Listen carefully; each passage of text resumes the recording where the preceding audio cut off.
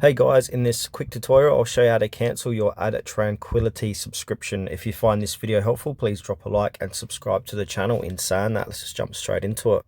Alright, so in order to cancel your Adtranquility, what you want to do is locate account information. So find any emails or account details you have from Adtranquility. These might include login information, account numbers, or customer service contacts.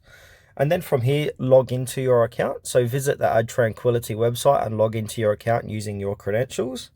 Then from there, you want to navigate to subscription settings. So once logged in, look for a section related to your subscription, billing, or account settings. This is often found in the account dashboard or settings menu.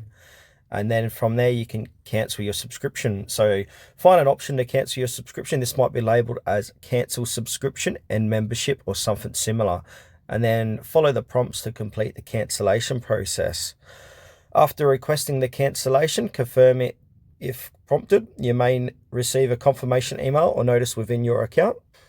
And for whatever reason, if you can't find the cancellation option or encounter any issues, contact Adtranquility's customer support. You can usually find contact information on their website under Contact Us or Support.